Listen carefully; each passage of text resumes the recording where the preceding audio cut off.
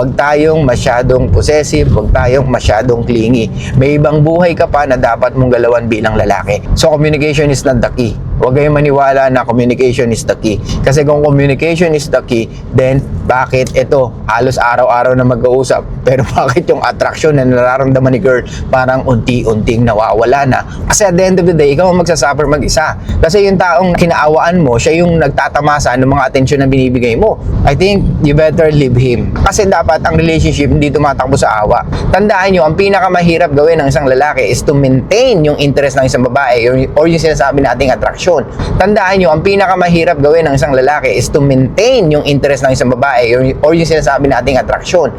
Okay mga ropa, nakakaawa yung ganito mga lalaki kasi hindi nila nakikita kung ano pa yung mga ibang dapat nila gawin para sa sarili nila. Hey, what's up guys? Vlado Motor here mga ropa. So bago tayo lumarga, meron akong babasahin sa inyo na pinorward sa atin ng mga ropa natin.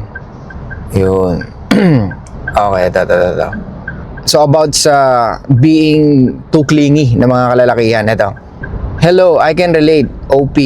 LDR kami. Apang BF ko, I swear, mas malala pa sa amin. Almost 24/7. And when I say 24/7, as in gym lang pahinga namin sa BC. O, di ba? So, po kinang akala nyo, sweet yung ganito. May tama kayo sa utak pag ganito. Kaya na, parang gusto mo, lagi siyang kausap, lagi siyang kasama. Malala ka, Ropa, pag ganito. Na-open ko na to sa kanya and he was okay with it naman na we need to have me time din cause lately I feel so smothered na din and I wanna breathe. Diyan mag-start na yan siya mag-overthink. Pag sinasabi ko let's take a break, then may abandonment issue CBF, which is I always reassure him na for a while lang para ma-enjoy namin ang time namin. Lagi kong pinapaintindi na may buhay din kami outside our relationship. Pero ang banat niya is, you are my world. Ew, kadiri. Ay, di ba bongga, lol. Pero I set my boundaries talaga para di ako masakal ng tuluyan. So far, medyo natetake niya na in a positive way. Sa haba na sinabi ko, bottom line is communicate with him. Haha, that's all. Okay. Then, if communication is really the key, then bakit maraming relationship pa rin nag-end? Di ba? Kung talagang communication is the key. I don't think na communication is the key. The key is, dapat alam mo kung ano yung ginagalawan mo bilang lalaki at dapat alam ng babae kung ano yung ginagalawan niya bilang babae. Okay, ito yung isang message nung isang babae. Nasasakal na ako, araw-araw may busy. If may work ako, every night. Pag wala, umaga, tanghali, hapon, gabi. Parang nawawala na yung ako. I'm 29. My BF of 7 months is 28. I feel guilty doing this because the fact na I have to ask random people about my relationship with him, unfair sa kanya na it makes me sad, but I need perspective from someone kasi in denial pa ako sa nararamdaman ko as for now. I no longer see him as my boyfriend and my future husband. Ew. Ito na mga ropa! No third party. Reasons are his current work, differences in life goals, and yung sobrang time niya sa akin. Napakiramdam ko wala na akong me time. This may sounds petty kasi all girls gusto ng attention from their BF. Yes, tama. Pero like I said, kailangan in-earn ng babae yung mga binibigay nating attention. This may sound petty kasi all girls want attention from their BF. Time, ganyan. Sa akin kasi, nasasakal na ako. Araw-araw may busy. May work every night. Pag wala, umaga, tanghali, hapon, gabi. Parang nawawala na yung ako. So, puking ang ina, may mga lalaking gumagawa pa ng mga sleep call. Ang ina, sleep call ang putang kasi makatulog. Huwag mo ibaba. Ano tayo? Sleep call lang tayo. Yaman mo siya. Tapos manonood ng Netflix. Tapos, naka-online. Ano yun? Tangina, panoorin nyo mag-solo kayo para mas makapag-focus kayo. Kadiri ka, tsaka nyo pag-usapan. Kaya napanood nyo na, di ba? Anyway, kaya minsan natututo magsinungaling mga babae dahil sa mga gantong lalaki. Tapos magtatampo, kahit buong araw mag-uusap kami, magsiselos, nauubos ako. I explained to him na all I do in a day is mag-sideline. Work, kausapin siya na minsan kahit gusto ko makapagpalinis ng kuko sa paa, nauudlot. Parang na-realize ko sa akin na umiikot ang mundo niya. After work, maglalaro siya at kakausapin ako. Ako naman busy sa work. Then after work ko, may mag-sideline. I want to break up with him na pero may suicidal attempt na siya before with his past girlfriend and nagigilty ako na baka gawin niya yun just because of me. How to end the relationship po? ba na hindi na lang sa awa at guilt? Shoosh! Ang haba mga ropa. Tangina, dapat ginagawa natin to sa live. Naubos yung ano natin, gig natin. Wala na tayong space. Okay mga ropa, nakakaawa yung ganito mga lalaki. Kasi hindi nila nakikita kung ano pa yung mga ibang dapat nila gawin para sa sarili nila. Ano yung sinasabi ko sa inyo mga ropa? Ang babae, mas nai-inlove pag hindi natin sila kasama, pag hindi natin sila kinakausap. Kaya tanga ka pag lagi mong kinakausap yung girlfriend mo or lagi kayo magkausap everyday na parang wala naman kayo ibang pinagkikwentuhan kundi gusto mo lang yung attention niya. 'Di ba? It's okay kung mag-uusap kayo tapos may pagkikwentuhan kayo, walang problema yun. Pero let's say may mga gagawin siyang mga gusto niyang gawin, hindi niya na nagagawa because kinukuha mo, di ba? Or ikaw mismo sa sarili mo, wala ka na rin ibang ginagawa.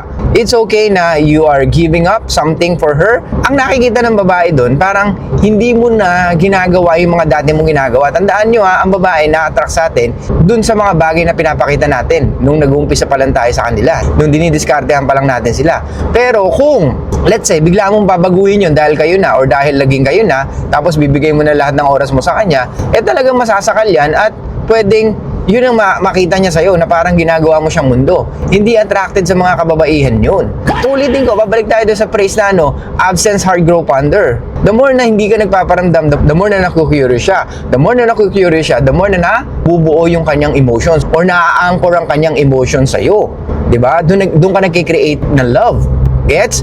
Kasi doon niya nare-realize na pag hindi ka niya kausap, namimiss ka niya, doon siya nag-wonder, ano kaya ginagawa nito? Ba't di ako kinakausap? Siguro may babae ito. Ay, siguro hindi. Ginagawa niya yung mga bagay na gusto niya. So, nai-imagine niya yung mga bagay na nakakapagpasaya sa'yo, yung mga bagay na habis mo, di ba? So, dahil sa ganun na mas pinapriority mo yung sarili mo at yung mga pangarap mo na gawin, mas lalo siyang nahuhook sa'yo. Kasi nga, nagkakaroon ng wondering. Anong ginagawa mo? Mas nagiging unpredictable ka. Kasi yung oras mo, hindi lahat para sa kanya. Ngayon, kung ikaw bilang lalaki, ganito ginagawa mo sa girlfriend mo, then ay tigil mo na. Okay? So, sinabi niya doon sa message niya, hindi niya na nakikita yung boyfriend niya as my future husband. Or gusto niya na makipag-break. O, so, di ba? Ito yung sinasabi ko sa inyo, ha? O, hindi siya nagmamonkey branch. Pero dahil hindi ka na ganun kalupit, or hindi na ganun yung nakikita niya sa'yo, nakagaya ng pinakita mo nung una, so talagang nawawala yung interest niya. Or bumababa yung interest niya. Tandaan niyo, ang pinakamahirap gawin ng isang lalaki is to maintain yung interest ng isang babae or yung sinasabi nating attraction. Okay? Love has nothing to do with the attraction. You can love anyone, pero kung hindi siya attracted sa atin, then hindi rin siya magiging iyo. Okay? So, dapat alam mo kung ano yung mga bagay na kung saan na-attract ang mga kababaihan. Do you think yung ganito na lagi mo siyang kausap, ma-attract siya? No, it's not. Kasi wala siyang wondering. O ito, siguro may narinig na kayong mga kwento about sa mga lalaking nakulong or nakakulong, pero paglabas nila, andun pa rin yung girlfriend nila. Kasi nga, iba ang attraction ng babae sa lalaki. O, kagabi, pinag-uusapan natin yung about seaman, di ba? So, kahit na hindi sila nakikita nung girlfriend niya or ng asawa niya, tumatagal yung relationship before. Di ba? Kahit na walang social media. Bakit ngayon may social media? Mas lalong hindi nagiging maganda ang relationship. Kasi dati, kayang-kaya mong i-balance, ropa.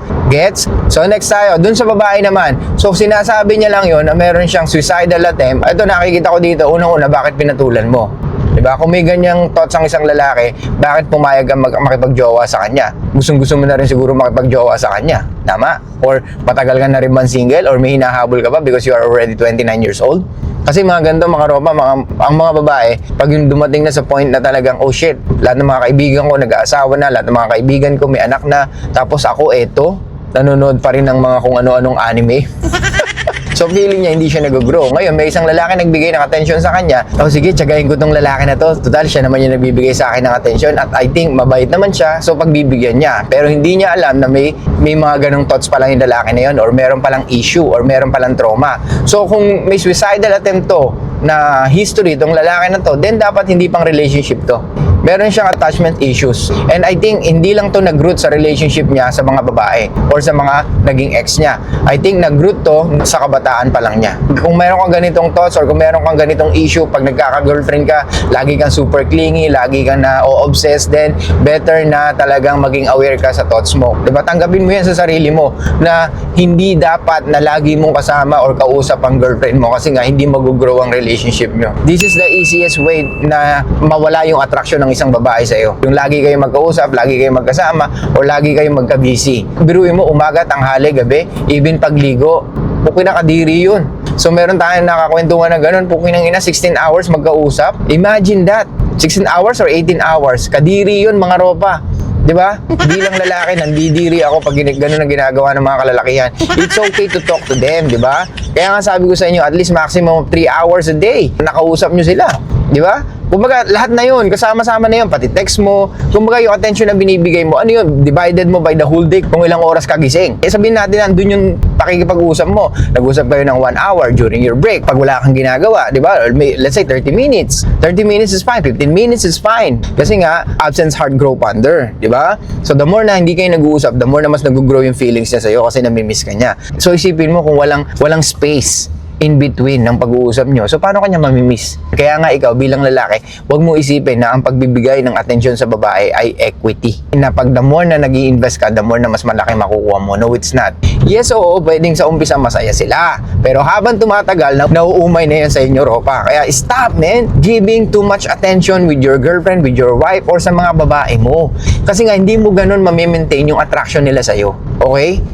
Maliwanag ba mga ropa? Kaya nga ibang-ibang kinikilos ng isang lalaki pag marami siyang options. Nag-iiba yung kilos niya kasi nga alam niya na marami siyang options eh. Marami siyang yung oras niya nakahati sa tatlo. Let's say, meron siyang 3 girlfriend or 3 nililigawan or 3 dinidiskartehan. Let's say, lahat yun talaga nagre-reciprocate. Yung 3 na yun, nabebembang niya. Yung 3 na yun, nagbibigay ng gift sa kanya. So, talagang yung oras niya nakahati. Hindi siya tutok sa isa na talagang uubusin niya yung oras niya dun sa isang babae na yun. Yun ang sinasabi natin na natural selection. So, hindi alam ng mga babae yun. Pero ganun ang kinikilos mo, mas lalo silang attracted sa'yo. Or mas lalo silang na-attract sa'yo. Or mas lalong nabubuo yung attraction or mas nare-retain mo sila sa ganun. Okay? Kasi nga, dahil sa kilos mo, yung software ng mga kababaihan, ancient na yan. Kumbaga, hindi nagbago yan. Ano man ang na-experience natin these days, same pa rin ang babae mag-isip. The way they attract sa mga lalaki na gusto nila. Maliwanag ba mga ropa? So, sa'yo, girl, I think you better leave him. Kasi dapat ang relationship hindi tumatakbo sa awa. Kasi dapat unang-una merong attraction ka nakukuha or attracted ka sa lalaking pinili mo. Same thing sa mga lalaki, di ba? Hindi mo pwedeng ituloy yung relationship mo sa isang taong naaawa ka lang. Kasi at the end of the day, ikaw ang magsasuffer mag-isa. Kasi yung taong kinaawaan mo, siya yung nagtatamasa ng mga atensyon na binibigay mo. Or let's say, kung ikaw lalaki ka, naaawa ka sa babae, ayaw mong iwanan or ayaw makipag-iwalay, kasi nga merong ganun siyang thoughts na parang imo-imo siya, parang ikaw na rin nagsabi na ayaw mo nang ituloy yung mga balak mo sa buhay. Gets mo? Or takot ka rin na malaman kung ano yung pwedeng mangyari sa'yo in the future. Diba? Kaya dapat mas maganda pag nasa ganito kayong sitwasyon, iwanan nyo na mga ropa. Okay? Kasi hindi talaga mag-work yung ganitong relationship. There's no easy way to break somebody's heart, sabi nga ni James Ingrams, diba? So talagang pag binbreak mo yan, talagang masasaktan yan. Regardless how strong the person is. Okay? Yun ang pinakamaganda mong gawin, is sabihin mo sa kanya yung totoo. So communication is not the key. Huwag kayong maniwala na communication is the key. Kasi kung communication is the key, then bakit ito, halos araw-araw na mag-uusap, pero bakit yung attraction na nararamdaman ni girl parang unti-unting nawawala na or kinamumuhian niya na yung lalaki na nagbigay sa kanya ng relasyon, di ba? So anong takeaway natin dito mga ropa? Huwag tayong masyadong possessive, huwag tayong masyadong clingy. May ibang buhay ka pa na dapat mong galawan bilang lalaki.